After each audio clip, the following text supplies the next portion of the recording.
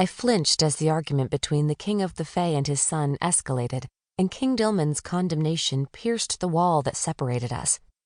I was sitting on a bench in an open courtyard, entirely alone but for the trees that seemed to commiserate with my predicament, rustling when there was no breeze, as if to offer me comfort. At the first sign of disturbance, the king's extensive staff suddenly found other places to be, unwilling to bear any part of their ruler's wrath. I didn't blame them. The king was fierce, and I too would have gone elsewhere if not for the fact that Leander had asked me to wait for him here, and I was the reason for the king's upset. Sure, Leander probably hadn't expected to enter a shouting match with his father, but then again, since our arrival, Leander had been far more hopeful than I, as if he didn't catch the surreptitious stares the king's advisors directed my way. I couldn't help but notice every single one, their disapproving looks stinging like wasps. And while I wished they'd be a bit more discreet about their judgment, I understood that to support me, and the second prince's interest in me, was tantamount to opposing their king. The advisors would remain long after I came and went, and the fae could live for hundreds of years. None of them were willing to risk the king's trust over a 19-year-old who'd lost her shifter powers.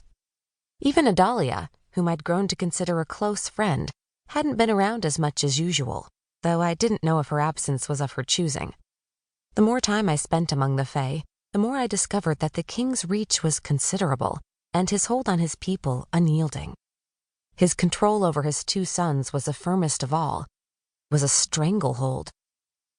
"You cannot expect me to approve of this pairing," the king yelled, though with the natural boom of his voice I would have heard him even if he hadn't shouted. "It's unreasonable for you to expect my permission to court this young woman." "Why, father?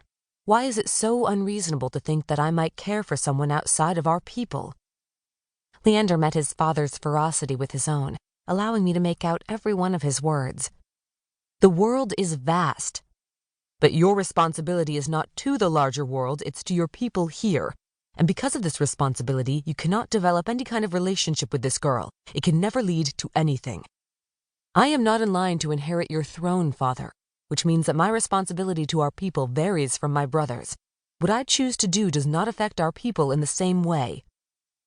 The king laughed, sending a shiver of foreboding racking through me. "You'll say anything to get me to agree, won't you? Even if you must know it's ridiculous. Of course you owe a duty to your people. You're a prince of this court, by the gods. That means you have every bit as much responsibility as your brother. Just because he's in line to inherit the throne doesn't mean there isn't a chance that you will someday become a successor. Even if you don't, the alliance that will be formed by your marriage is an essential part of building the power of our people. Your responsibility as a prince of the fae, and not just of the fae, but of the noble line of elves, is to put your people before yourself."